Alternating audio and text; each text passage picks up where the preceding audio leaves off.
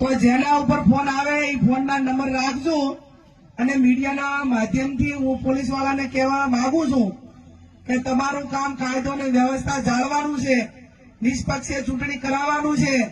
તમારી સામે કોઈ ફરિયાદ કરે તો એના એક્શન શું લેવા એ કામની જવાબદારી તમારી છે. કોઈ કોંગ્રેસના આગેવાનોના ફોન લઈ અને તમારે એનું કલેક્શન કરવાની જરૂર નથી અને ધાક ધમકી આપવાની જરૂર નથી. આ મારો ક્ષત્રિય અને આ સમાજને મારા મતદારો બેઠા 5-25 5-10-15 એફઆઈઆર થાય ને તો બાપુ તૈયારી રાખજો. એમાં આપણે કાંઈ ગુનો દવાનું નથી. અને એવા પોલીસ વાળા ગામમાં આવીને કોઈ દાટી આપતા હોય ને તો એમને કહેજો કે આ તમારું આખાઓનું રાજ્ય કાયમી રહેવાનું નથી. કે તમે 8મી તારીખ સુધી તમને સારી જગ્યાએ મૂકવા માટેની વાતો કરશે, તમને ફૂલાવશે, પણ નોકરી તમારે 58 વર્ષ કરવાની છે અને 58 વર્ષ નોકરીનો પગાર એ તમે